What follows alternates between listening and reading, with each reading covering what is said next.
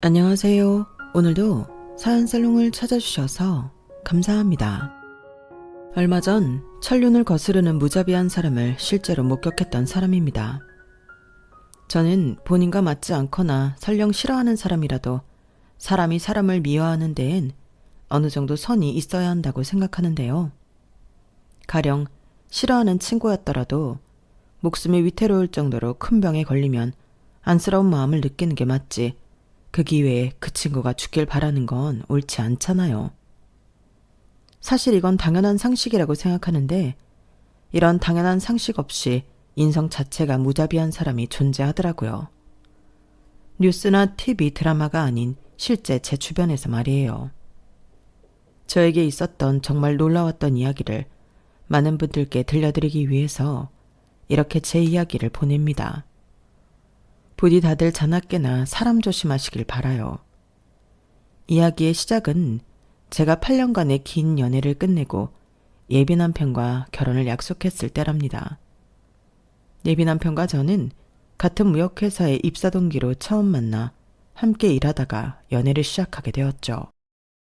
예비 남편은 저보다 3살 연상이었는데 정말 성실하고 책임감 있는 사람이었어요.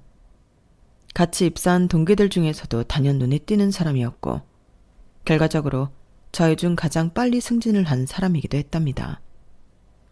저는 그런 예비 남편과의 연애 기간이 길어질수록 자연스레 예비 남편과의 결혼에 대해 생각하게 되었죠. 그런데 연애 4년차, 5년차가 되고 제 나이가 30이 넘어가도록 예비 남편은 결혼의 기억자도 꺼내질 않는 거예요.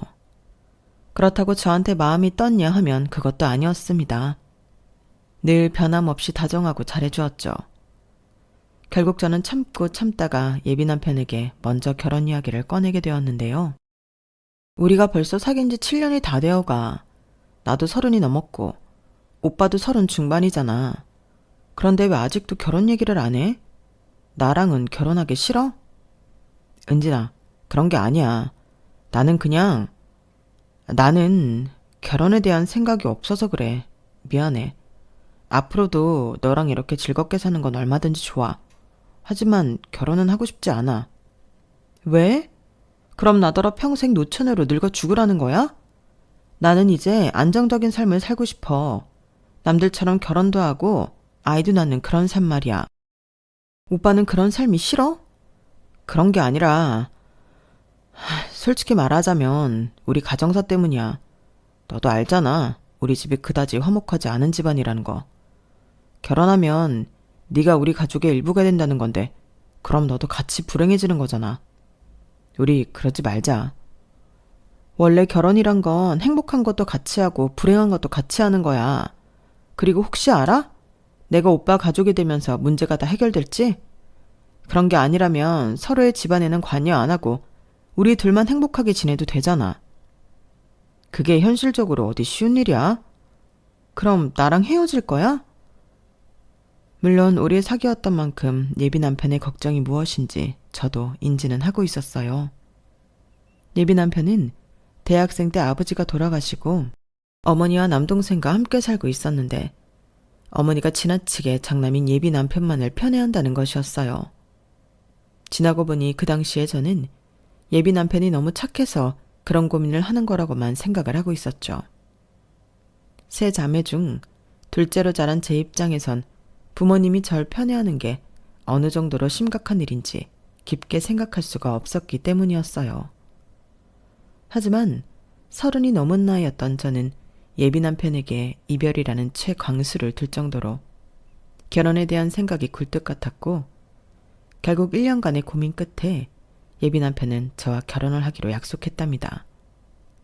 1년 동안, 아니 8년이라는 긴 시간 동안 기다리게 해서 미안하다는 말과 함께 예비 남편이 프로포즈를 했을 때는 눈물이 왈칵 쏟아져 나올 정도로 감격스러웠죠. 제가 얼마나 결혼을 하고 싶었는지 알고 있던 주변 사람들은 하나같이 저희의 결혼을 축하해 주었답니다. 오래 사귄 연인들이 오히려 결혼을 못한다던데, 너희 커플은 다행히 결혼에 꼴이 냈네? 축하해. 은진 씨가 그렇게 결혼하고 싶어 하더니 결국 목표를 달성했구만. 멋있다. 요즘 젊은 사람들은 여자도 저렇게 진취적이라니까? 이런 이야기를 들으니 제가 신부가 된다는 것도 실감이 나면서 구름 위에 붕붕 뜬 채로 생활하는 것만 같았어요. 예비 남편이 저희 집에 인사를 드리러 왔을 때도 저희 부모님과 언니 동생이 정말 마음에 들어 했죠. 그 전부터 익히 예비 남편에 대해 많은 얘기를 들어와서 이미 좋은 사람이라고 생각하고 있었는데 직접 만나보니 훨씬 더 사람이 바르고 선하다면서요. 이후 저는 예비시댁에 인사를 드리러 갔어요. 저는 예비시댁 집 근처에 고급 레스토랑을 예약하려 했지만 예비 남편은 예비 시어머니가 직접 상을 차릴 테니 집으로 오라고 했다고 말했죠. 예비 시어머니가 절 벌써부터 굉장히 반기고 있다면서요. 그 얘기를 듣고 설렘 반 긴장 반인 마음으로 인사를 드리러 갔는데 예비 남편이 말했던 것처럼 예비 시어머니는 벌써부터 눈에서 애정이 뚝뚝 떨어지시는 거예요. 우리 민석이가 이렇게 예쁜 며느리를 데려올 줄은 알았지만 세상에 의사 집안의 며느리라니. 저는 일반 직장인인걸요. 그래도 예쁘게 봐주셔서 감사합니다, 어머님. 어머, 어머님 소리도 너무 듣기 좋구나. 그런데 네가 무슨 일반 직장인이니? 우리 민석이가 다니는 회사에 그것도 입사 동기라면서. 여자애가 대기업 다닐 정도면 부모님 닮아서 머리 좋은 건 타고났나 보구나. 그래, 아이 계획은 얘기해봤니? 엄마, 아직 결혼도 안 했는데 무슨 아이 계획이에요? 일단 식사 마저 하고 천천히 얘기하세요. 결혼부터 해야죠. 참 내 정신 좀 봐. 아이 계획은 차차 얘기해보려고요. 그나저나 음식이 하나같이 너무 맛있어요, 어머님. 많이 먹으렴. 어쩜 먹는 모습도 참 복스럽고 예쁘구나. 예비 시어머니가 너무 좋은 말씀만 해주시니 저는 그때까지도 여전히 구름 위에 있는 것만 같았어요. 하지만 내심 신경 쓰이고 있었던 부분이 있었는데 그 자리에 예비 동생은 없었다는 거였죠. 저는 일부러 예비 남편이 분위기 좋으라고 안 불렀나 싶었어요. 식사를 거의 마칠 때쯤 예비 시동생이 현관문을 열고 들어오기 전까지는 말이에요. 늦어서 죄송합니다. 안녕하세요, 형수님. 민석이 형 동생 진우라고 합니다. 어머, 안녕하세요. 네가 여길 왜 기어들어와? 네 형 결혼하려는 사람 처음 들이는 귀한 날에. 그때까지만 해도 세상 좋은 표정을 짓고 있던 예비 시어머니가 단숨에 얼굴이 뾰족해지며 귀청이 떨어질 듯한 목소리로 버럭 화를 내는 거였어요. 덕분에 저는 들고 있던 숟가락을 떨어뜨릴 정도로 깜짝 놀랐죠. 저는 그제서야 저 높은 구름 위에 둥둥 떠 있다가 갑자기 땅 밑으로 추락한 기분이 들며 형실을 직시하게 되었답니다. 예비 남편 얼굴에 항상 그늘을 지게 만들었던 현실이 바로 이런 거였구나. 제대로 깨달은 순간이었어요. 예비 시동생이 주춤거리며 현관문을 못 벗어나고 있자 예비 남편이 차분한 목소리로 얘기했습니다. 내가 불렀어요. 엄마가 말 안 한 것 같아서. 오늘은 은진이한테 내 가족들 인사시키는 날이니까 다 같이 얼굴 보고 인사하는 게 좋을 것 같았어요. 요즘 3분기 계획안 발표 준비하느라 바빠서 진우 볼 시간을 따로 빼기가 어려웠거든요. 너는 그럼 엄마한테 미리 얘기를 하든가 하지. 오전에 문자로 말씀드렸는데 답이 없으셔서 괜찮으신 줄 알았죠. 뭐 너희가 워낙 바쁘니 하루에 같이 보는 것도 좋긴 하겠구나. 넌 계속 뭐하고 서 있어. 들어왔으면 빨리 앉든가.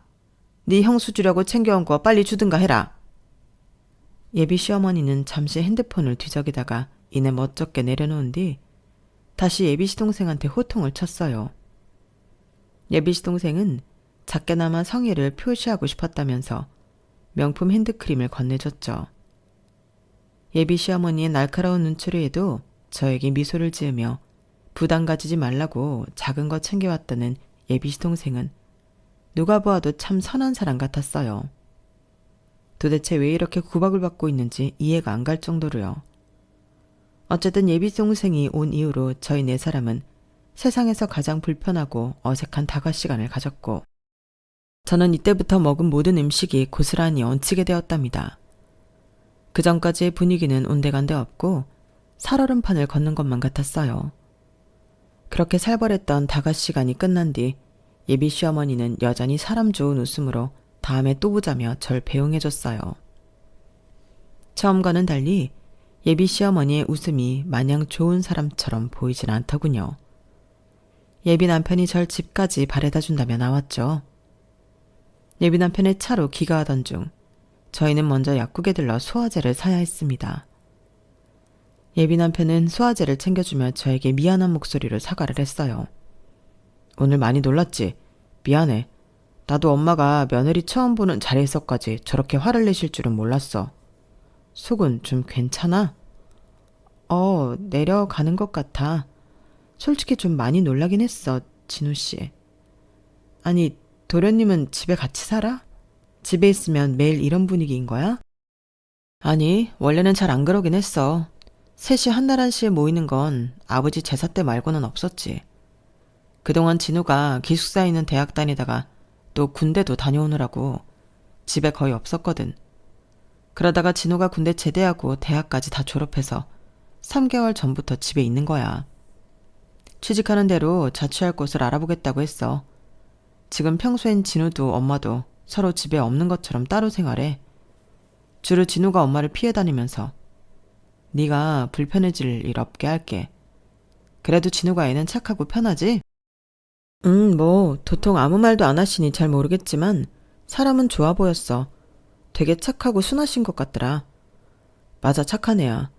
아무래도 결혼식 준비할 때랑 신혼 초기엔 진우를 자주 못 보게 될 것 같아서 오늘 부른 건데. 다음에 바쁜 일 끝나고 조금 한가해지면 따로 보자. 오늘은 엄마 때문에 얘기할 기회가 없었잖아. 알았어. 이야기가 끝난 뒤 예비 남편은 절 집에 내려주곤 떠났죠. 그날 예비 시어머니의 태도 때문에 많이 놀란 것은 사실이지만 예비 남편이 앞으로 최대한 불편한 자리를 만들지 않겠다며 달래주니 전 앞으로는 이 정도까지 불편할 일은 없을 거라고 믿었어요. 다른 사람은 몰라도 예비 남편은 믿을 수가 있었거든요. 그렇게 시간이 지났어요. 그날의 충격도 하루하루가 지날수록 옅어져갔죠. 한동안 회사 일도 바쁜데다가 결혼식 준비까지 병행하니 정신이 없었고요.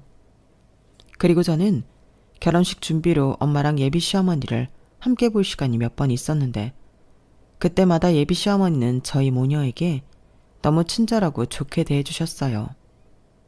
이제와 돌이켜 생각해보면 그런 예비 시어머니의 모습에 더 마음이 안일해졌던 것 같네요. 몇 개월이 지나 드디어 저희 회사에서 3분기 계획안 발표가 끝났을 무렵 예비 남편은 전에 말했던 것처럼 예비 시동생과의 자리를 마련했어요. 거창한 약속을 만든 것은 아니고 저희 회사 근처 조용한 음식점에서 셋이 만나기로 했죠. 그날 만난 시동생은 전보다 더 활발해져서 여느 20대 중후반과 다르지 않는 에너지가 나오더라고요. 그전엔 너무 경직되어서인지 약간 애늙은이 같은 느낌도 있었는데 말이에요. 이렇게 잘 웃고 활발한 사람이 집안에서는 찍소리도 못하고 있었다는 게 불쌍하다는 생각이 절로 들었어요. 그것도 다른 사람이 아닌 자기 엄마 때문에 그렇다는 게 말이에요. 첫 만남 때는 편히 얘기하지 못했던 이런저런 이야기를 하며 저희 세 사람은 편안한 시간을 보낼 수 있었는데요. 자리가 무르익을 무렵 저는 애매한 말실수로 예비 남편에게도 쉽사리 물어보지 못했던 내용을 건드리게 되었어요. 도련님은 어머님이랑 있을 때보다 훨씬 편해 보이고 좋네요. 밖에서 이렇게 따로 만나는 게 더 좋겠어요. 아니 물론 집안 행사가 있을 때는 다 같이 봐도 좋지만 다 같이 봐도 좋아요. 저번에 많이 불편하셨죠? 형이 오라고 해도 제가 거절했어야 했는데 괜히 엄마가 있으신데 가가지고 분위기 험악하게 만들어버렸네요. 죄송해요. 아니에요. 제가 말을 이렇게 하는 게 아니었는데 사실 저는 엄마 친아들이 아니거든요. 저는 그러니까 혼외 자식인 거죠. 어차피 저희 가족이 되실 거니까 그냥 편하게 말씀드린 거예요. 아, 그런 사정이 있을 줄은 전혀 몰랐기에 저는 순간 아무런 대꾸도 못하고 말았는데요. 그걸 들은 예비 남편이 저를 괜찮다고 다독이며 이야기를 이어서 해주었어요. 아버지가 내가 5살 땐가 집을 나가더니 장장 10년 동안 집에 들어오질 않으셨거든. 10년 만에 집에 올 때는 진우를 데리고 오셨고 말이야. 그러니 엄마 입장에서는 화가 날 수밖에 없었지. 나도 처음엔 진우를 껄끄럽게 생각했는데 같이 지내면서 보니까 애가 너무 착하더라고. 그리고 잘못은 아버지가 했지 진우가 한 건 없잖아. 그래서 엄마 대신 내가 많이 챙겨줬어. 아버지는?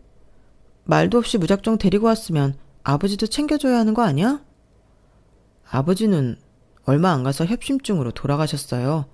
아버지가 돌아가시고 난 뒤에 엄마는 저를 내쫓으려고 했는데 형이 말려서 겨우 이 집에 살 수 있었던 거고요. 그건 그럴 만한 이유가 있었어.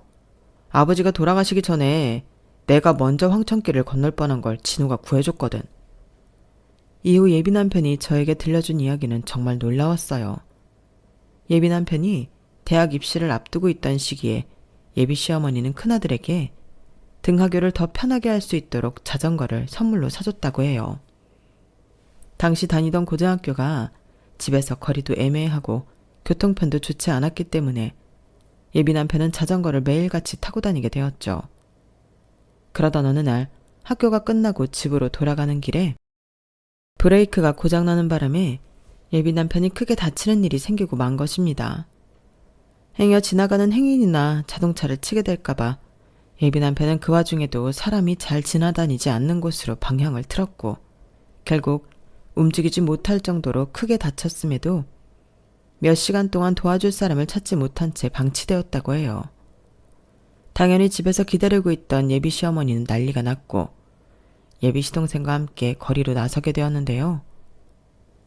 날도 어두워지고 도로변으로 기어나가는데 그때 진우가 날 발견한 거지. 제가 눈치도 없이 엄마보다 먼저 형을 발견하게 된 거예요. 형이 무릎이 아예 쓸리고 꺾여 있는데 당시 제가 핸드폰이 있나요? 뭐가 있나요? 일단 형을 들쳐업고 집으로 무작정 온 거죠. 그럼 어머님 입장에서는 도련님이 고마웠을 것 같은데요.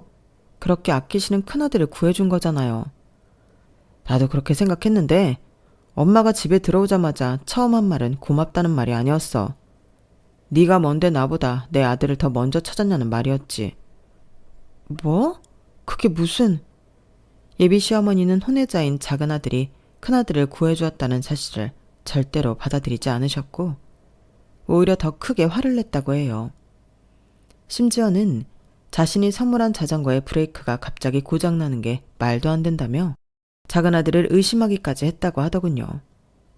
보다 못한 예비 남편이 그런 예비 시어머니를 말려서 겨우 화내는 걸 멈추긴 했지만 두 사람의 사이는 더더욱 안 좋아졌다고 해요. 그래도 그때 이후로 형이랑은 친해졌잖아. 원래는 서로 말도 안 걸었는데. 밖에서 만나면 떡꼬치도 사주고 대학을 간 이후에는 용돈도 몇 번 쥐어줬어요.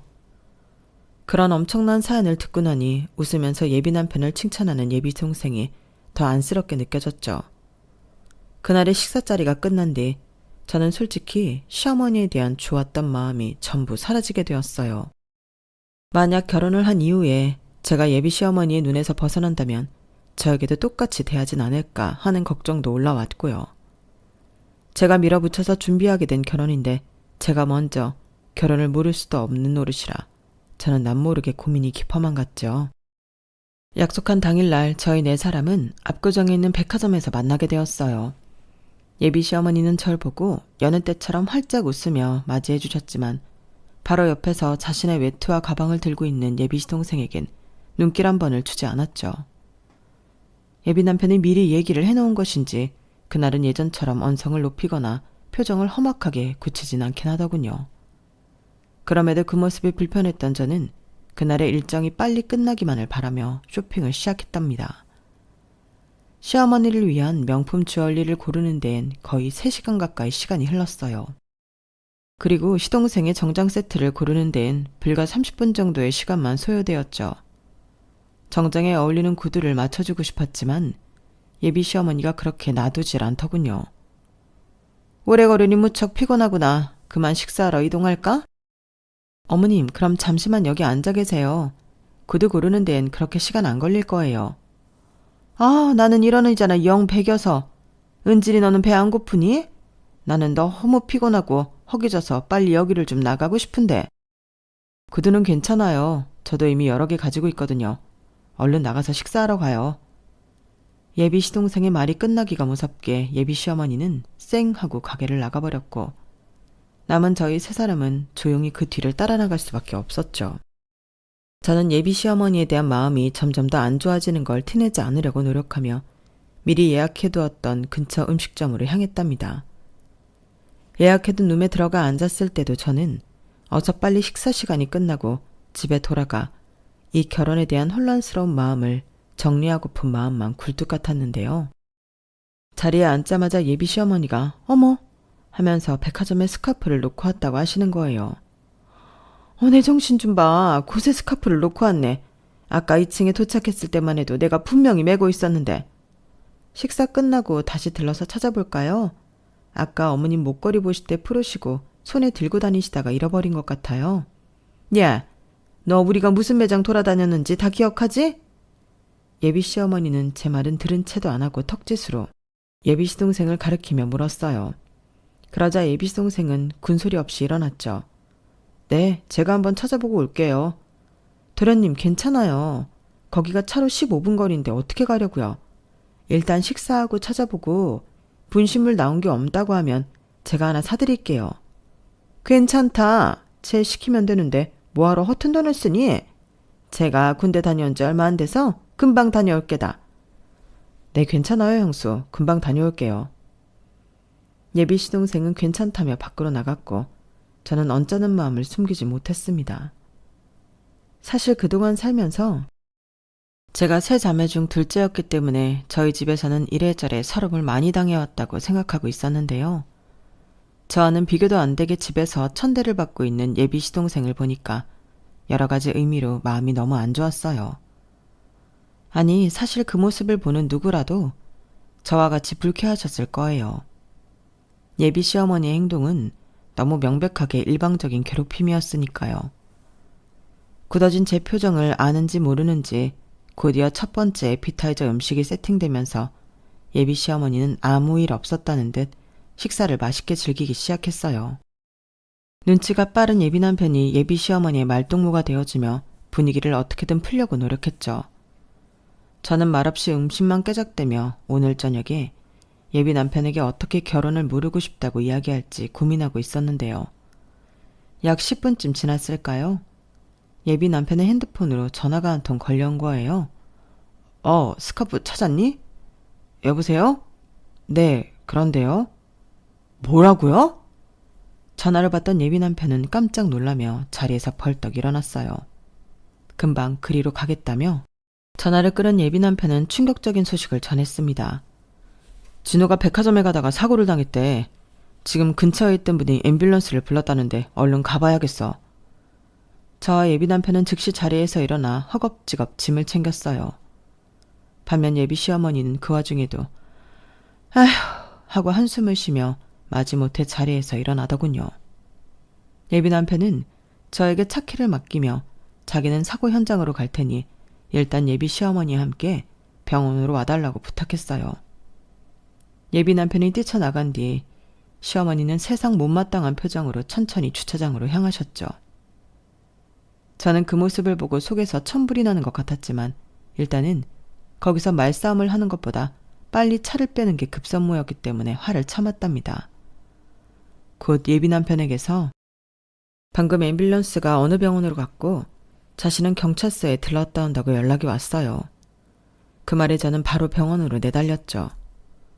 병원에 도착해 저는 정신없이 예비 시동생을 찾아갔는데요. 생각보다 상태가 훨씬 심각했는지 병원 측에서도 보호자를 찾고 있었더라고요. 예비 시동생의 이름을 부르며 보호자를 찾는 간호사로 보이는 분에게 다가가니 그분은 다짜고짜 수술 동의서부터 내밀었습니다. 가족분이신가요? 빨리 수술 동의서에 서명부터 해주세요.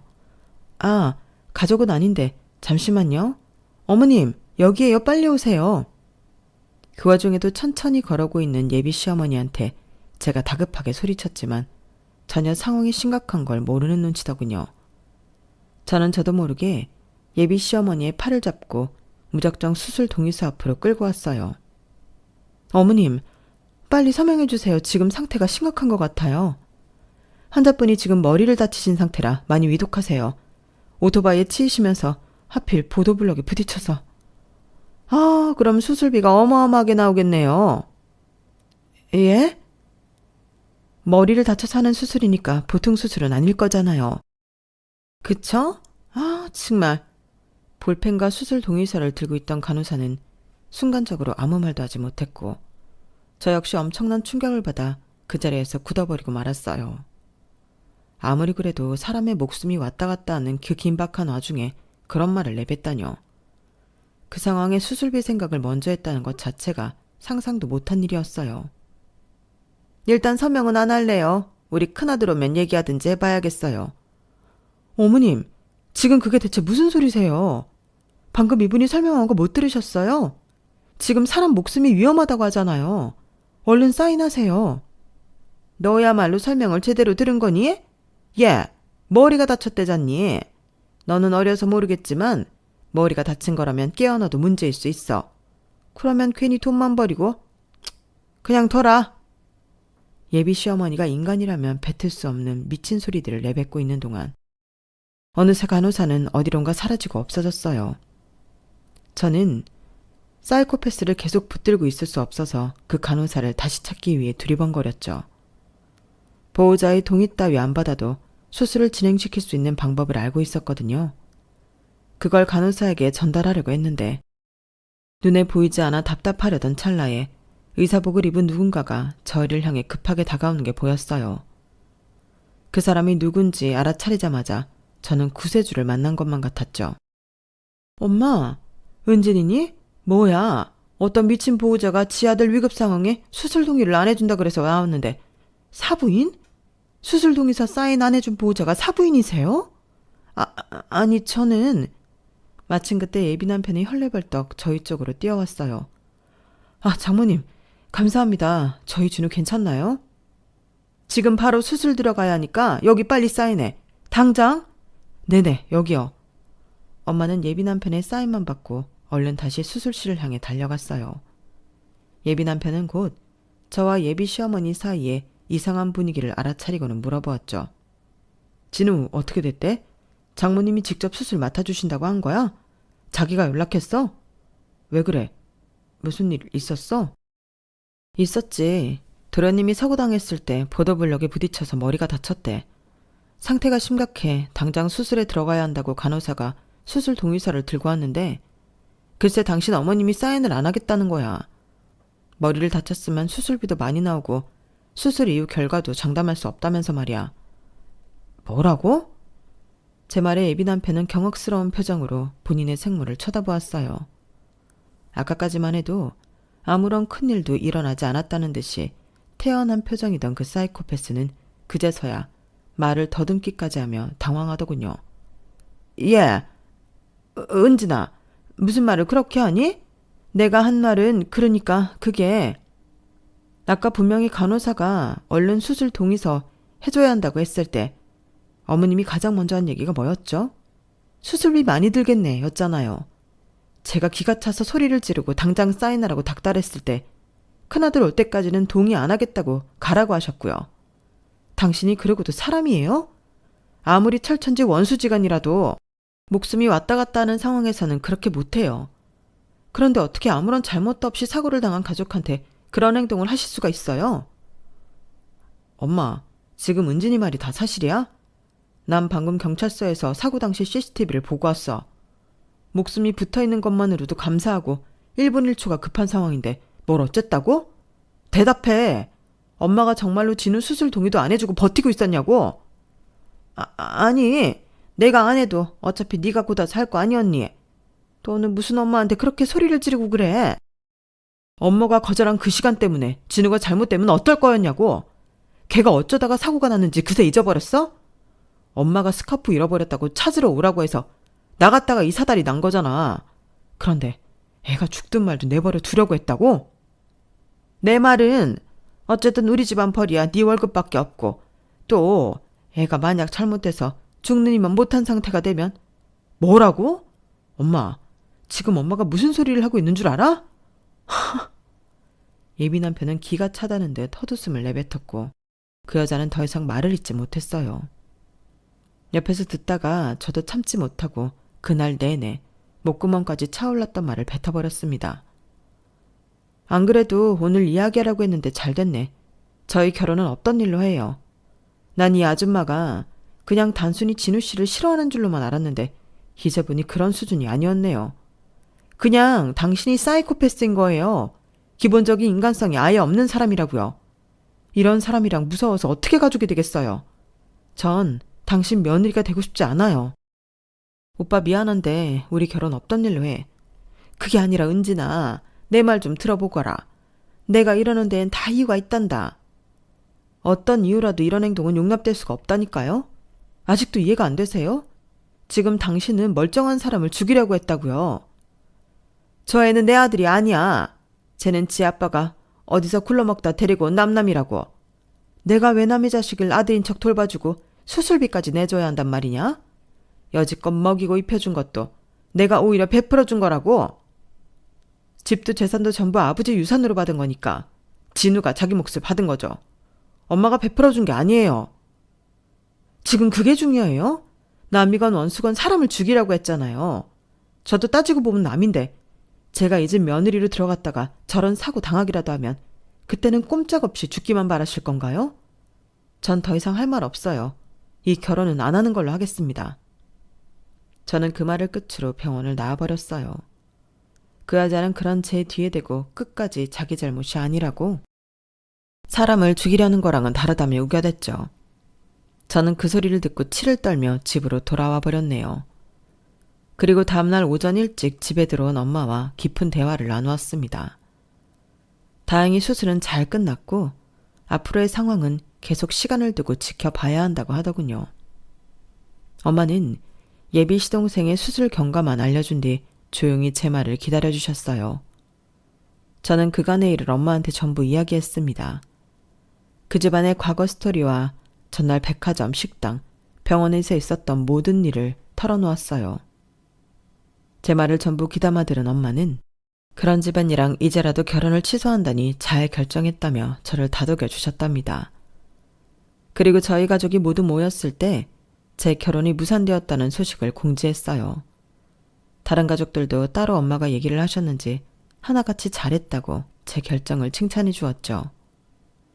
이 일이 있은 지 약 일주일 정도 지났을 무렵 예비 남편에게서 연락이 왔습니다. 그 일주일 동안은 예비 남편이 전에 없던 긴 휴가를 사용해 회사에서도 모습을 볼 수 없었기에 일주일 만에 만난 예비 남편의 몰골을 보고 저는 깜짝 놀랄 수밖에 없었어요. 항상 깔끔하게 정돈된 모습만 봤었는데 면도도 안 하고 다크서클도 심하게 내려온 상태로 나왔거든요. 예비 남편은 다행히 동생은 잘 깨어났고 다 나으면 건강해질 것이라고 소식을 전해주었어요. 다행이네. 앞으로 치료받는 게 또 오래 걸리겠네. 그래도 치료가 끝나고 나서는 팔다리 모두 건강해진다고 하니까 그건 견딜 수 있지 뭐. 진우 병원비는 전부 내가 부담할 거고 파원 위자료도 내가 다 지불할게. 예식장이랑 스드메 알아봤던 거 그것도 내가 부담할 테니까 걱정하지 마. 금액이 만만치 않은데 괜찮겠어? 드레스랑 메이크업은 내 이름으로 예약했었으니까 그냥 내가 알아서 부담할게. 아버지 유산을 쓸 거니까 너무 걱정하지 마. 나 집 내놨어. 엄마랑은 더 이상 한 집에서 사는 게 무리일 것 같아서 그냥 원룸 하나 구해주고 거기서 지내시라고 했어. 집값 받고 나면 우리 결혼 취소했던 거랑 진우 병원비 전부 해결할 만큼은 돼. 그리고 엄마가 살 원룸이랑 나랑 진우가 살 오피스텔도 마련할 수 있고. 나 이제 엄마랑은 연 끊고 살려고. 그렇구나. 오빠는 괜찮아? 생각보다 괜찮아. 진작 이랬어야 했구나 싶어. 진우 퇴원하고 통원치료 받는 것까지 내가 같이 지내면서 봐줄 수도 있고. 내가 오늘 보자고 한 건 사실 우리 얘기도 하고 싶어서야. 혹시 내가 엄마랑 연을 완전히 끊어내면 나랑 계속 만나줄래? 너만 괜찮다면 나는 결혼하고 싶은데. 네가 결혼하기 싫다면 그냥 전에 그랬던 것처럼 연애만 해도 좋아. 나는 잘 모르겠어. 사실 지금은 오빠를 보면 그때의 일들이 계속 생각나거든. 오빠가 연을 확실히 끊었다면 고민해 볼 수는 있을 것 같아. 그래, 천천히 고민해줘. 나는 기다릴 수 있으니까.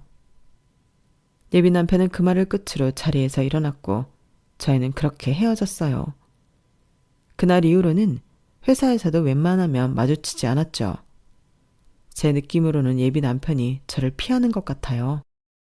그래도 가끔씩 전화로 연락을 하곤 하는데 그때마다 동생이 잘 회복되고 있다는 말만 할 뿐, 시어머니가 될 뻔했던 그 사람에 대해선 자기도 모른다고 하더군요. 그것 말고는 전처럼 데이트를 하거나 서로 애정 표현 같은 건 일절 안 하고 있네요. 제가 이렇게 제 사연을 보내게 된 것은 많은 사람들에게 의견을 물어보고 싶어서였어요. 저로서는 상상도 못할 엄청난 일을 겪고 나니까 한동안은 그저 잘 먹고 아무 생각 없이 잘 잠드는 것에만 집중을 해야 했을 만큼 저도 충격의 여파에 시달렸거든요. 그런데 마음의 안정을 조금 되찾고 나니 자기 생모와 연을 끊어낸 뒤 저와 결혼하고 싶다는 예비 남편을 다시 받아주는 것이 어떨까 싶은 마음이 자꾸 들더군요. 이게 단순히 정 때문에 마음이 가는 것 같은데 예비 남편과 다시 재결합을 해도 될지 말지 도저히 모르겠어요. 여러분의 생각을 댓글로 남겨주시기 바랍니다. 지금까지 제 이야기를 들어주셔서 감사해요. 행복하고 건강하세요. 여러분, 사연 댓글에 응원과 현명한 조언 부탁드려요. 좋아요와 구독은 저에게 큰 힘이 됩니다. 오늘도 좋은 일 가득하세요.